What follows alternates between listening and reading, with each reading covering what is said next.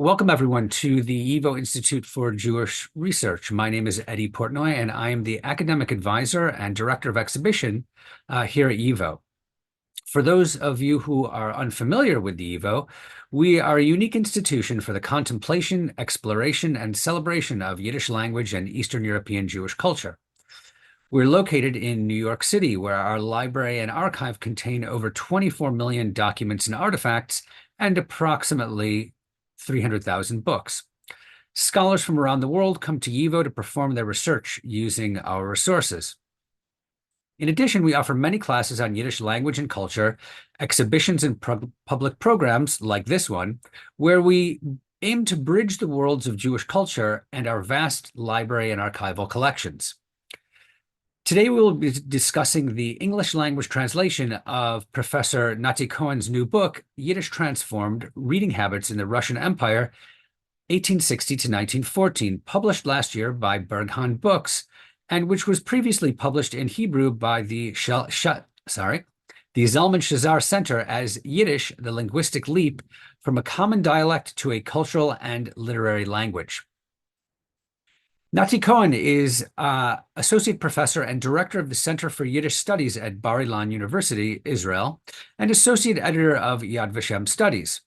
His research focuses on Eastern European Jewish cultural history in the 19th and 20th centuries, Yiddish book history and history of reading, as well as modern Yiddish literature. He's the author of Books, Writers, and Newspapers, the Jewish Cultural Center in Warsaw, 1918 to 1942, which was published by Magnus Press in 2003. It was originally published in Hebrew, but also translated into Polish. And it's an excellent book. I can add that. I have it. So welcome, Nati. And congratulations on this wonderful new translation of your book. As someone who is deeply interested in the Yiddish press and in Yiddish reading habits, it's wonderful to have such a huge amount of dense detail in one publication. It's you can really see that you did an enormous amount of work here. So I think it's going to be incredibly useful for people who are interested in these topics, and it's a great addition to the field. So just to start, I think it would be useful for the audience if you gave us just a brief description of the book and why you thought it was a necessary addition to the field. Right. Thank you very much. First of all, thank you for inviting me. Thank you for presenting me.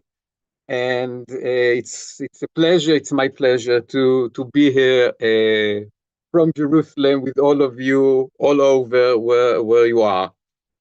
Yes, so the Yiddish literature and culture actually entered a new era in the 19th century when authors, public figures, printers, publishers initiated and distributing numerous new contents in books and booklets in new forms, as well as establishing new institutions and organizations, all of them around the Yiddish culture.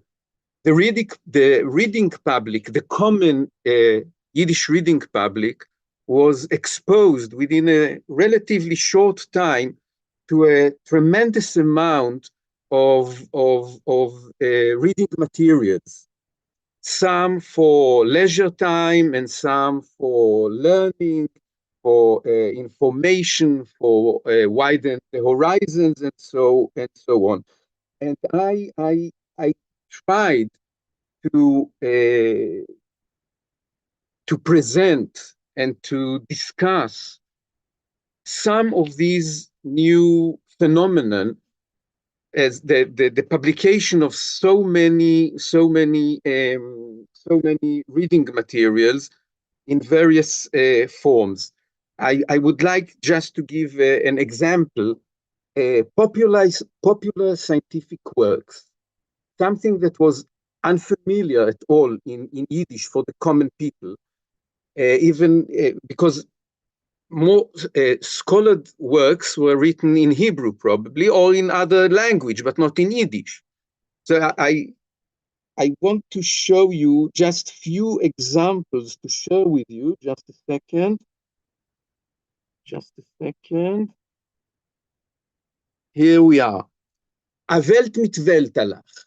A höchst interessante Erzählung, welche macht erfahren Menschen zu sehen die Welt mit offenen Augen.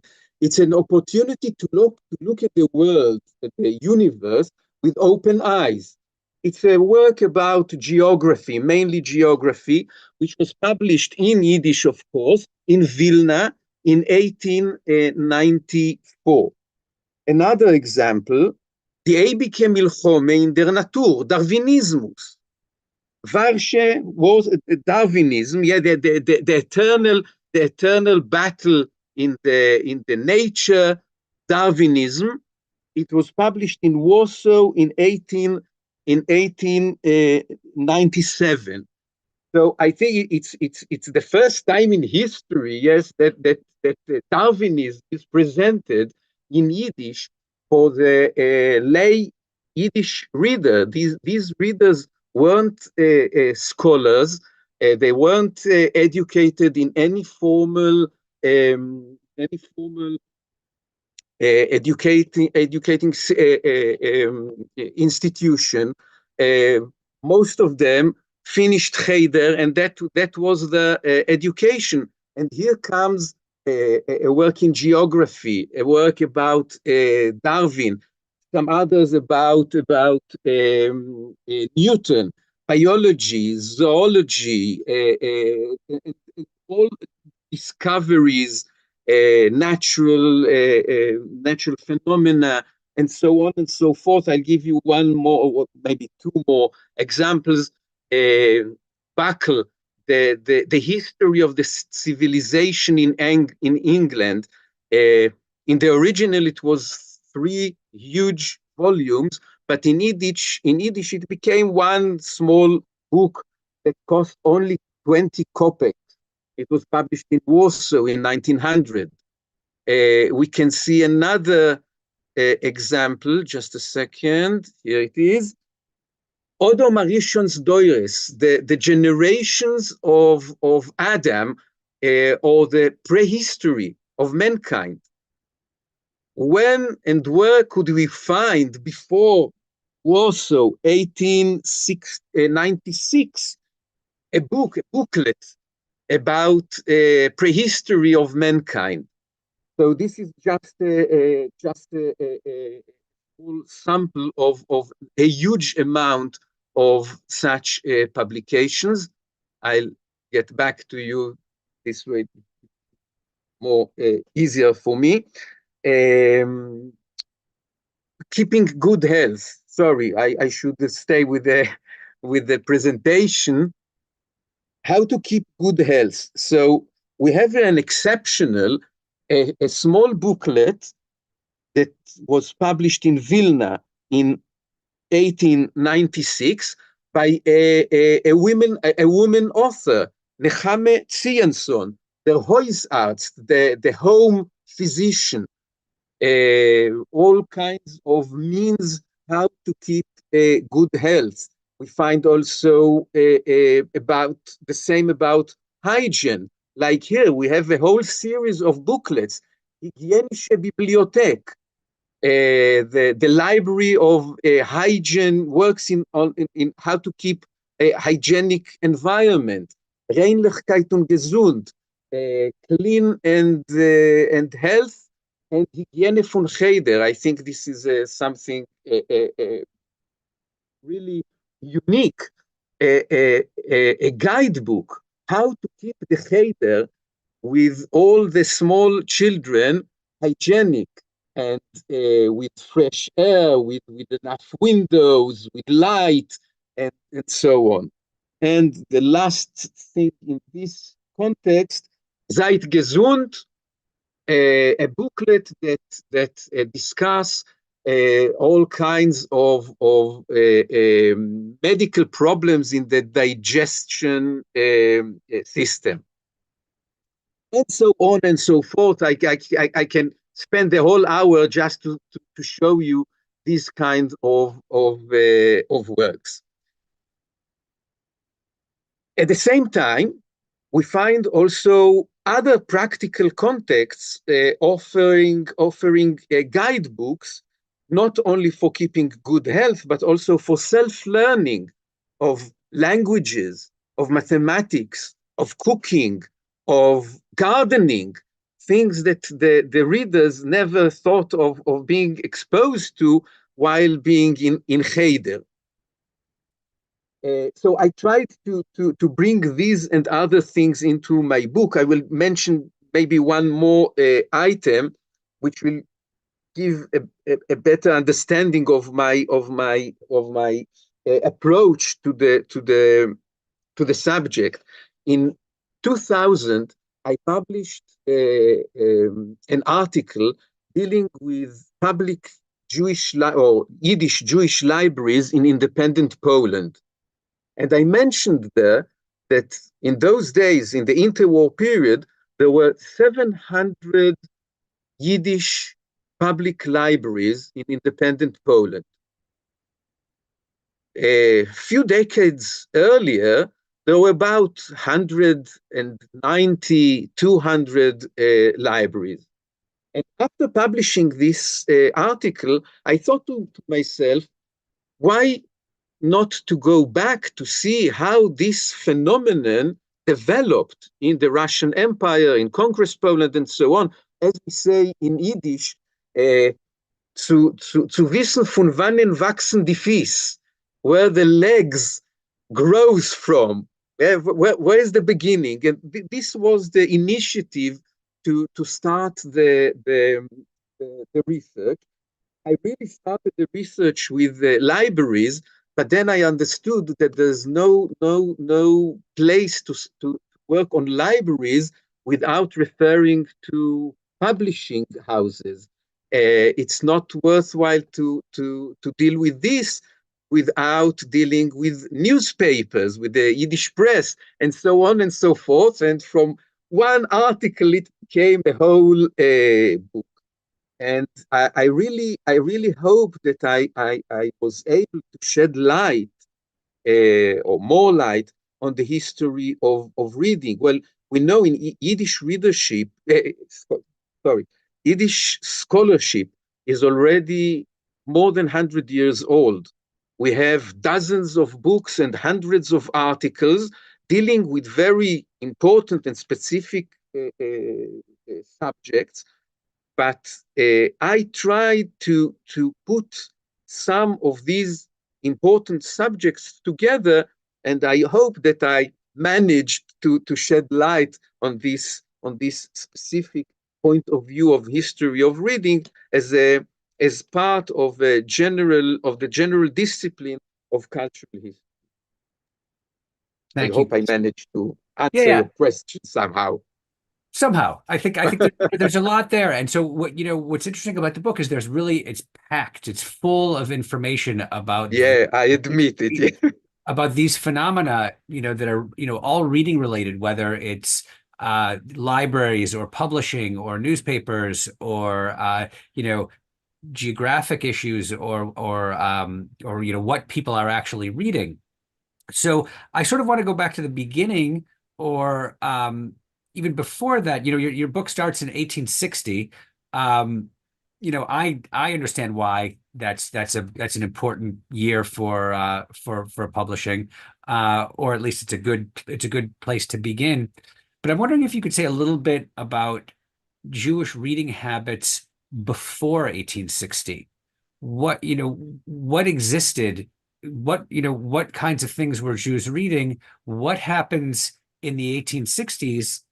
And then how does everything begin to develop? Right. Okay. Thank you for this question. In a second, I'll share with you some other figures which be helpful to understand it. Just a sec. Yeah, here we are. So I will not mention much of the religious reading materials, because up to the 19th century or mid-19th century, we usually come across various religious topics. We all know that Senerene and moral books and other religious texts directed either for men, for women, for both. But they are a separate to deal with.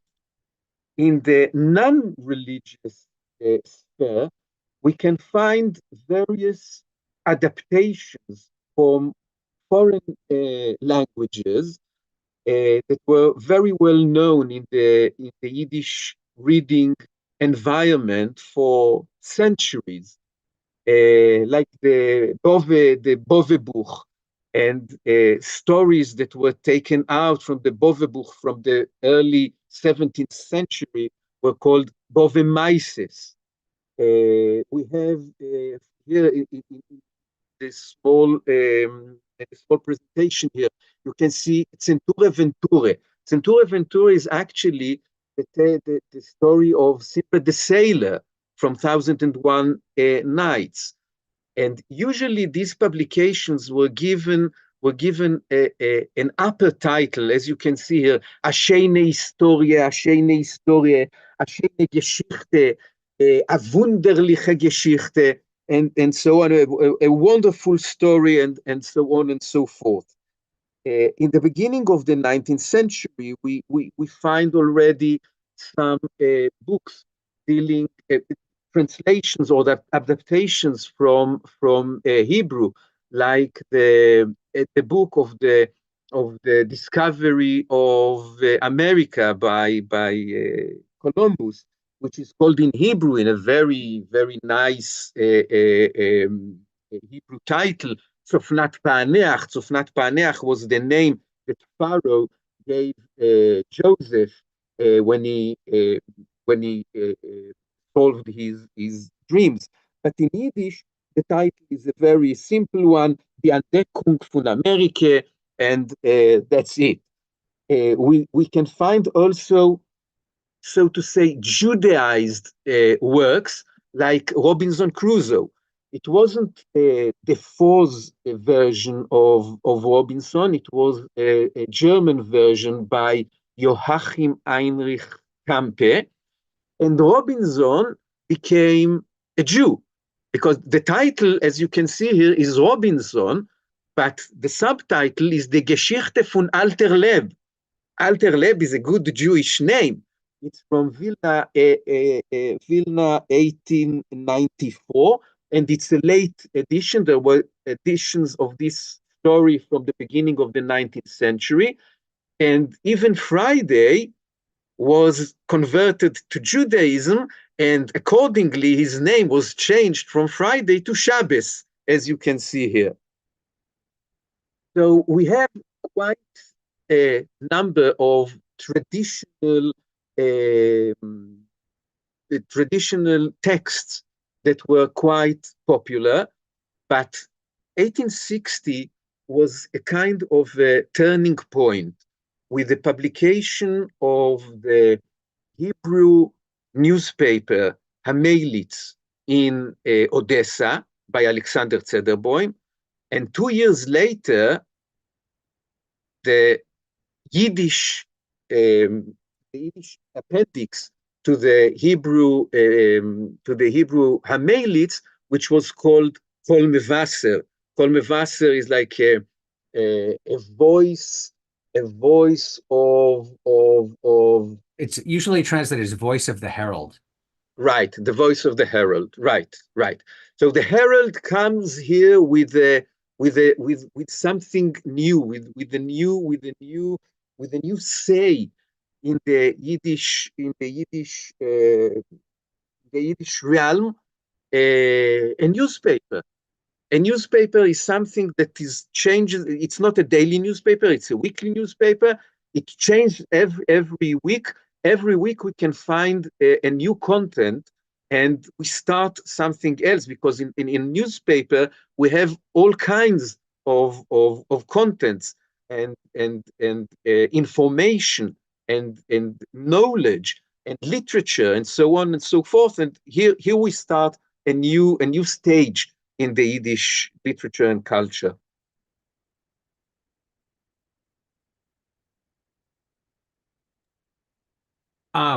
So Hamelitz, this newspaper that you just showed us, was a product of the Haskalah movement, the movement for enlightenment of Jews. Right. I'm wondering if you could describe some of the activities of this group, why it affected and how it affected Jewish reading habits, and in addition, the various language disputes that occurred within it. Right, right. So let's start really with the well-known fact that maskilim, Haskalah and maskilim, were very strong opponents of Yiddish. They looked about Yiddish as a worthless jargon, a combination of various languages that only cause damage to the cultural level of East European Jews. They looked with great jealousy, I would say, towards the western part of Europe, where Jews left behind the Western Yiddish and adapted German. And they hoped that the same process will take place also in Eastern Europe, when the Jews will adapt the surrounding languages. It was in 1823. It was an attempt to publish a newspaper in Hebrew characters, but actually it was a bilingual language, German in Hebrew characters and Polish. Der Beabachter an der Weissel, or das in Polish, which aimed to teach the Yiddish readers to read German in Hebrew characters, hopefully that in a very short time, they'll start reading proper German and Polish as well. Of course, that in Russia, the aim was to change, to switch Yiddish to Russian. But actually, it was quite quickly that these East European maskilim understood that it won't work out. It could work out in Germany with 200,000 Jews or something like that. But with a few millions Jews in the Shtetl in Eastern Europe, there's no will and no need to switch from Yiddish to Russian, for example, not to speak about Ukrainian or Belarusian or Lithuanian and so on. So at the beginning, or at the first stage, the maskilim thought that Yiddish could be a good means for the meanwhile, until the lay Jewish readers the masses will understand and accept the need to change altogether the everyday language. Then they saw that it won't work out, and understood, while producing, adapting, and writing all these books of popular science and other contents, that actually Yiddish can be an aim for itself, just to renew the Yiddish publications, to bring new contents, and to encourage the readers for critical reading, for criticism in general, and for skepticism. it wasn't forbidden anymore to criticize the leaders of the community, to criticize the religious leadership, to criticize the Hasidic leadership, to criticize the wealthy Jews that run the community, and so on and so forth. So from a completely negation of Yiddish, the Maskilim, the East European Haskalah and Maskilim became the pushers of the new Yiddish contents for the masses. This is really interesting because I think that they very much did this against their will. Absolutely. They really despised Yiddish, Absolutely. and Absolutely. some of them write how much they find it to be, not even terrible they write that it's not even a language. Right. Some of them, so to say, forgot the Yiddish and had to relearn Yiddish in order to apply to the masses. Yes, exactly. Right. And one of the interesting things that you write about in the book is that during this early period, you have, on the one hand, you have maskilim who are opposed to the use of Yiddish, but begin to use it because that's the only way to reach the masses. And then you have traditional Jews who are opposed to the publication of secular literature, and they're trying to stop publication of these things. And then you have the Russian government, the Russian imperial government, who's also trying to censor these materials and prevent some of them from being published. So at its beginnings, modern Yiddish literature is beset by all of these different in all of these different directions, by all of these different groups. And I'm wondering if you could just talk a little bit about that atmosphere and the way that sort of Yiddish was able to grow out of that world where it's attacked on all sides. Yes, it was really attacked from all sides, absolutely. The Russian censorship didn't like at all the growing amount of Yiddish publications. On the one hand, they allowed here and there some periodicals. They tried to put as heavy censorship as possible on various publications. It didn't work out because in a certain time in the 90s, in the 1890s, printed Yiddish materials started to be imported from Western Europe, from Switzerland, for example, from London, under the cover of holy books. And they were smuggled the border and were widespread in the Russian Empire. Another means to overcome these obstacles was to publish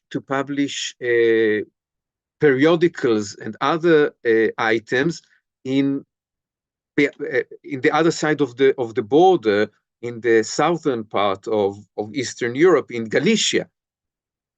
For example, the very important newspaper, Der Yid, was edited in Warsaw, but it was printed in Krakow, and sent from Krakow.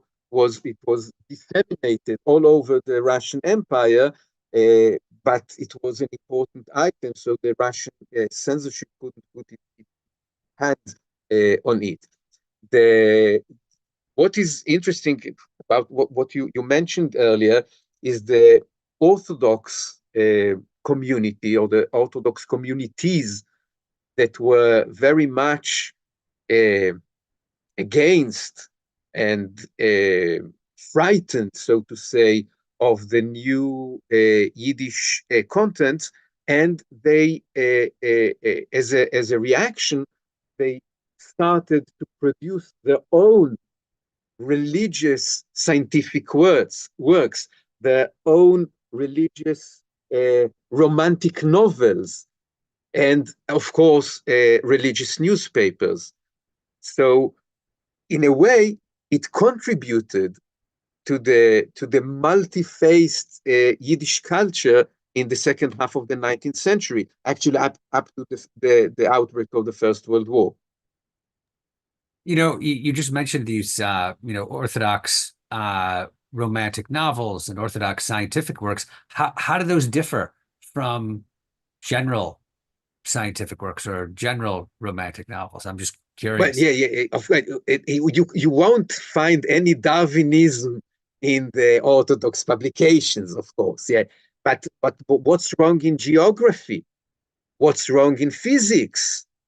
In astronomy and so on, everything, it's perfectly, it's kosher, no problem with it, but just to be very careful not to mention social theories like Marxism, not to mention political ideologies like Zionism. The romantic tales are very kosher as well. Uh, I didn't mention it, but one of the points of criticism was against, as I said, the communal leadership, but also against the traditional education, for example, and the tradition of matchmaking by parents. So, of course, the religious, the Orthodox novels uh, glorified the tradition, the old traditions of the cheder, of matchmaking, and so on. So it was a kind of a conversation between deaf authors. Well, interesting.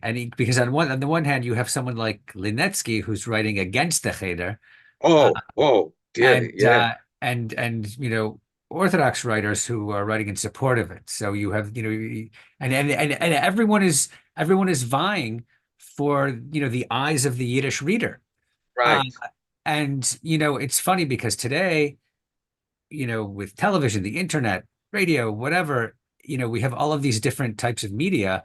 It's difficult to imagine then that the only form of media was reading. That's it, And that's right? and that's that's I think for students today, it's a more difficult thing to grasp because they Absolutely, have no sense of absolutely. this.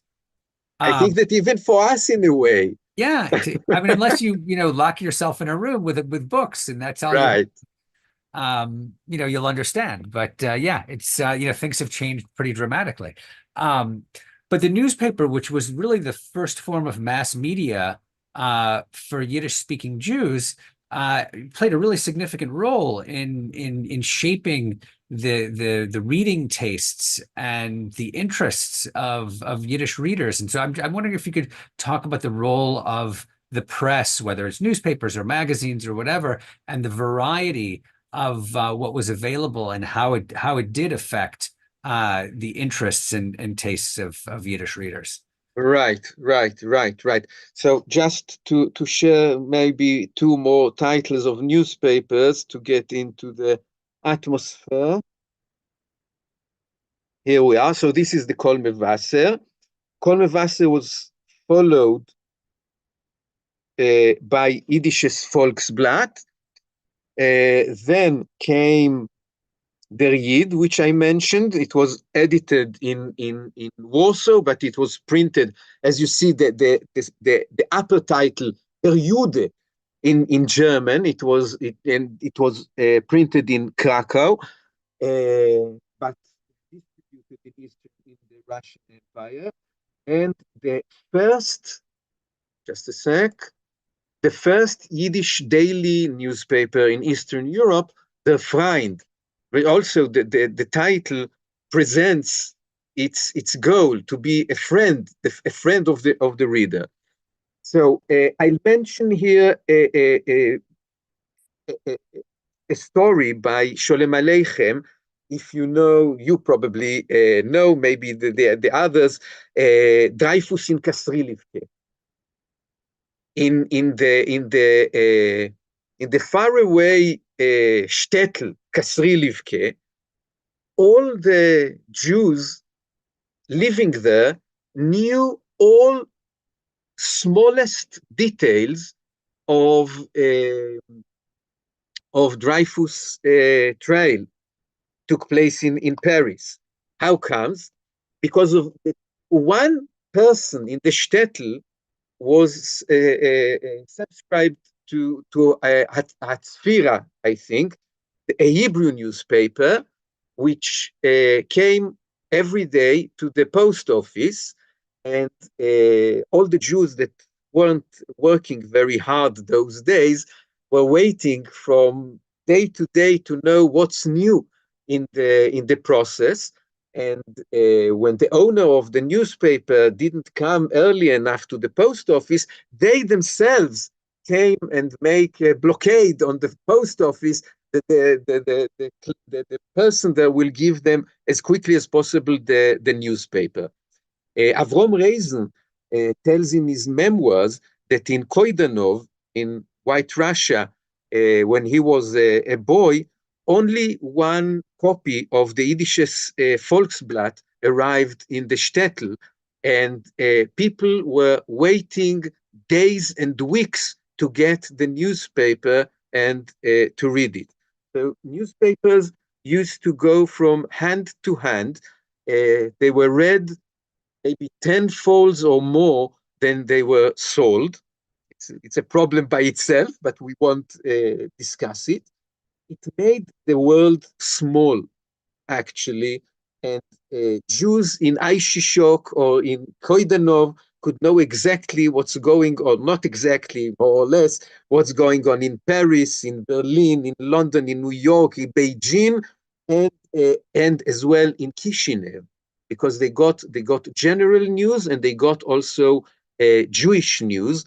And in 1903, very quickly, Jews all around Eastern Europe understood, never mind the censorship, that a horrible thing occurred in Kishinev. We can understand the importance. But I'll add one more thing.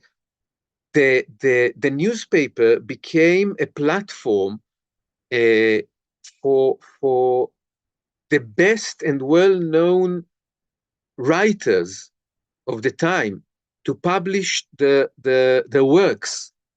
And instead of going to the bookshop and buying a book for a certain amount of money, for the few kopecks, you could read every day a new chapter of Mendele Moicher Sforim's novel, of Sholem Aleichem stories, Peretz, Sholem Ash, and so on and so forth. The newspapers were open to the readers' comments, the whole section of correspondence, readers writing to the editor, and the editor answers them. Everything goes on the pages of the newspaper. In later years, when newspapers became more of a business, the editors and publishers started to put in them, together with Sholem Aleichem, together with Yud Lamed Peretz, also some sensational novels to attract the readers that are not so sophisticated and just want to pass an hour or half an hour or few minutes, 3 minutes that they have in the day to read about, I know, Richard and Bertha somewhere in Hamburg having the romance there. We can learn about the importance and the use of the contribution of the newspaper to the everyday life and to widen the horizons of the readers by a letter to the editor that was sent from a prisoners of war camp in far Asia in Yiddish, asking the editors of Der Freund to send the newspaper to this Eckwelt, to this Loch in the Far East, because they were longing for some reading materials. Probably they couldn't read Russian, they couldn't read Japanese, so they wanted to read a Yiddish newspaper. So one of the things you just mentioned was that the newspapers became a vehicle for the great writers of the time to serialize their novels or to print their poetry. And Right, this was the main way that it was disseminated. right, right. Um, Before it was collected and was sold in the bookshops. right. So you also write in the book about how maybe not the best writers also contributed significantly to the Yiddish press in the form of sensationalistic literature and journalism. And this, it turns out, this kind of sensationalism turns out to be a pretty significant driver in the development of the Yiddish press. So I wonder if you could talk a bit about that, and also maybe, wrap in detective novels as a really significant Yiddish literary phenomenon. Right, right, right. Okay. There was a long-lasting debate in the Yiddish literary circles for many years, even after the First World War, about the legitimacy of sensational writing. The negators claimed that these works damages and spoils the literary taste of the masses, and it should be eliminated from the surface of the Yiddish literature. Others were not so were not so well. They were more flexible. Well, they were more flexible. Thank you.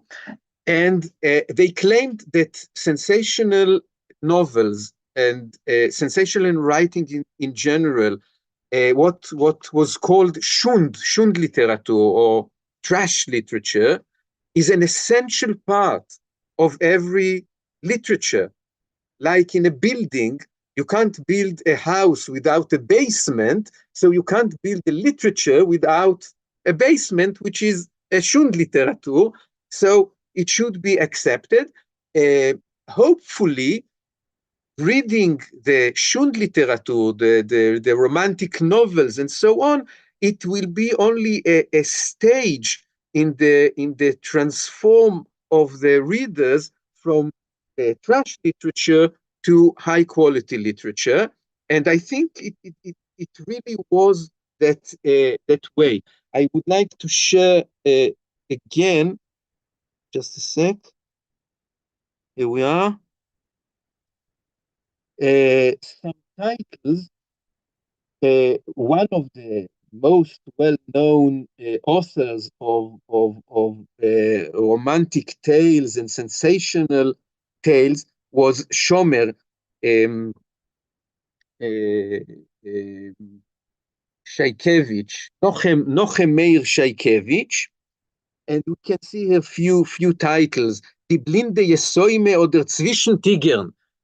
Yeah, the blind orphan, or between tigers. How comes the first to the other? I don't know, but it attracted the readership. Let's see, Richard zwischen spanische Räuber, Spanish Thieves thieves or robbers. or robbers. Die Geheimnisse von Spanien, the mystery of Spain. Now, the title mystery is, of course, very attractive, and no question about the demand for this kind of novels or stories with the upper title Geheimnis, a mystery. The mystery was always a keyword for a lot of consumers and a large number of copies disseminated. Now, you mentioned the detective stories. So Yiddish literature didn't wait much. And as soon as Sherlock Holmes appeared in English, it was translated and adapted and copied to Russian and Polish, but not with the London scenes from Baker Streets, but from scenes from Kiev, Petersburg, Moscow, Warsaw, Lodz, and so on and so forth. The hero was so to say, the Londoner hero, but in fact, these were invented plots connected with Eastern Europe. Yiddish publishers saw it and understood that we have a very, very good material for the Yiddish readers, and they took the Russian and Polish versions of Sherlock Holmes and translated it into Yiddish. We have here, for example, Der aristokratischer Bandit. I don't think that there's a need to translate it. And we have also Sherlock Holmes und das Circus Angelo. You can look for it in English. You won't find it in English. It's only in Russian, Polish, and Yiddish. But here you can see also an example of the Polish Sherlock Holmes. The interesting thing about the detective stories was the adaptation of the personality of such a detective and inventing a good Jewish Sherlock Holmes. And he lived and worked in Vienna. And his name was Max Spitzkopf. And he had also his assistant was called Fuchs, and they both dealt with various adventures, including some connected with Jews. Here, for example, we have der trunkene Kalle, the drowned bride. But here,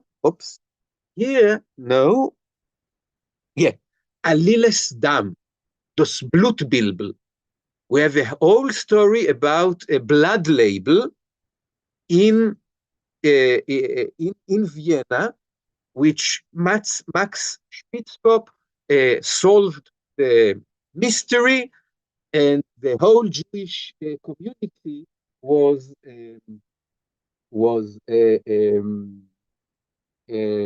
rescued by his action. So in the sensational field of writing, we have all kinds also of levels and initiatives, also for up bringing the Jewish mood of the readers, yet to show them not only the Goyim have Sherlock Holmes, we have also our Sherlock Holmes. We don't have to be ashamed with our bright people. Wow, interesting. I love this topic so much. I could sit here and talk about it all day. But we're running out of time, and we do have questions from people. So one person asks, Phyllis asks, there must have been a profit incentive for the publishers to publish these books. Was the amount sold enough to justify continued production? That's her first question. Yes, the sensational works, no question about it. The other high quality literary works were sometimes on the account of the sensational, because the publishers earned so much money from the sensational works, they could afford themselves to print also the less requested books or booklets. At the same time, publishers used to ask from the authors, not the sensational, the Sholem Aleichem, Mendele Moicher Sforim, and so on, to cover the costs. And this was the reason why, and Mendele describes it not once and not twice in his works, that authors had to go from house to knock at the door and to sell subscriptions to the forthcoming works for 10 kopecks, half a ruble, as much as you can contribute for this effort. Right, and I assume Schomer never had to do that. No, never. Schomer's print run, or the works of Schomer went in 6,000 copies print run, while Mendele Moicher Sforim Sholem Aleichem were about 1,000 copies. Right, and these 1,000 or 6,000 copies were read by many, many, many people. Absolutely. Yeah, many more than the print run. Sure. So we have a couple of questions. So Phyllis asked another question about literacy, and Ellie Kelman does as well. Hi, Ellie. What was the literacy rate of women in Yiddish at the time, since the household type of publication would have predominantly been read by women? And Ellie Kelman asks if you could speak about how women and men who were not literate in Hebrew were able to acquire Yiddish reading skills during the last 2 decades of the 19th century. Yes. Okay. So absolutely, those who could just read Hebrew characters didn't have any problem, and probably they could read Hebrew characters. They could pray from a siddur, so they could also read Yiddish. It wasn't any problem for them to read Yiddish.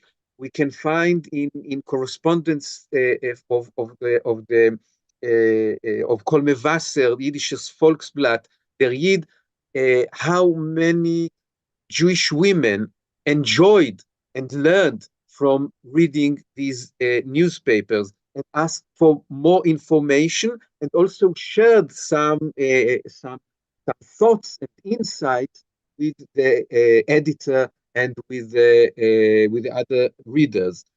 Now, the amount or the percentage of literacy is hard to know. Obviously, it wasn't 100% and it wasn't 90% of the male and female who could read. It was less. But with the passage of time, there were also the maskilim, or the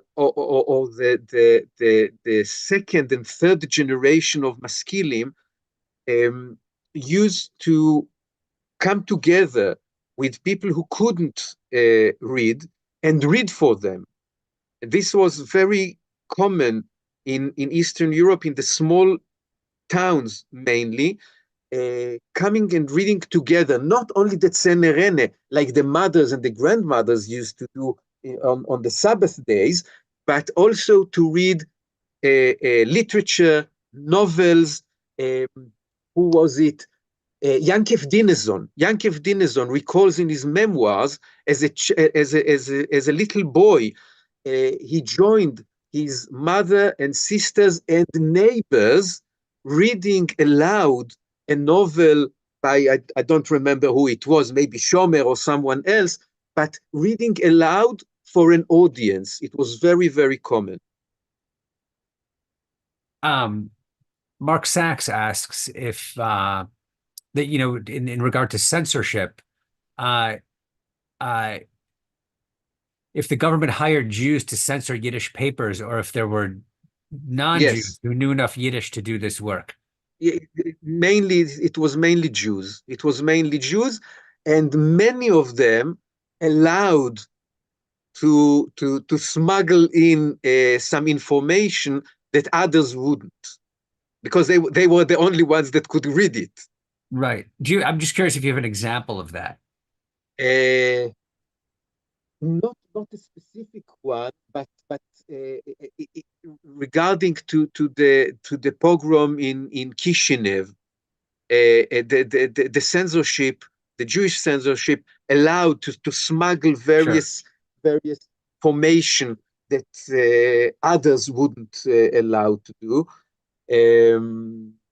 Right. So the censors knew, or the Jews who worked for the censor They understood that understood it was very well what they're reading. Yes, right. They understood what they could allow and absolutely, what was absolutely. important for the Jewish audience. Right, Yeah. right, right, right, right, right. Sometimes Okay. they covered it with various titles and subtitles, but the content was very clear to the readers. Right. Right. Um, Jay Resnick is asking if Sholem Lechem raised his children as Russian speakers, and that's not entirely relevant, but yet yes, he did. That was fairly well known. And Yudlamed Peretz raises son in as in Polish. Polish, Yeah. yeah, This was fairly well known. and Um, both also in Hebrew. yeah. Um, so lastly, we have one last question from Olivia. What was your favorite part of making the book? Wow, wow, This is wow, something I wow! didn't This I is didn't a think to ask very, it. very, I it's didn't very think to ask this. well. Do we have another hour? Okay, so I'll mention here something that I didn't mention yet, and I think I should mention it. The reading experience as reflected in life stories of more than 40 authors that wrote life stories in Yiddish. Most of them were public figures, authors, writers, and journalists. It was very, very interesting to follow the process of getting to know more and more about Yiddish literature, about Yiddish culture. Some of these writers were brought up in Russian, in German, or in Polish, and only in a later stage, in the childhood or adolescence, they started to learn and to read Yiddish. So, and it was a kind of looking into the minds of those people sitting and writing their memoirs in their elderly years and recalling the the process of getting to know and getting to love Yiddish. I think that Dubnov, Shimon Dubnov, he wrote also a book about from under the title "From Jargon to Yiddish," and he writes that as a young boy, Russian was his language. He talked to his brother with language, although the parents talked to them Yiddish, and it took him years to understand what a treasure he left behind. He would have left behind if he wouldn't go back to Yiddish, to the jargon. Right. But Um, there were other things that I liked too. listen, there's a lot to like here. Um, Thanks. so the last question is from Peter Prehar. He asks, where can I find der Blinder Yosem oder zwischen Tigers? He says, I won't be able to sleep until I know what the connection could be. Well, I don't know. I didn't read it. I admit I didn't read this story. But you can find it, or you can find it in the National Library in Jerusalem. Maybe also in YIVO. I Yeah, can guess that if. Yeah, you could check our card catalog. We may Yeah. have it. We may have it. Um, so thank you so much, Nati. This was great. I mean, as Thank you. I could go on forever. It's a great topic. It's endlessly fascinating. Um, thanks to everyone who attended. Please pick up if I could get this to work, maybe not. Yiddish Transformed. We could sort of see it. Reading Habits in the Russian Empire, 1860 to 1914. It's a fantastic book. Get it wherever good books are sold. And once again, thank you to Professor Cohen. We appreciate it. We hope to see you again soon. And if you enjoyed what you saw here, please consider making a donation to YIVO because we can't bring you these programs without your help. Once again, thanks everybody, and see you at the next event.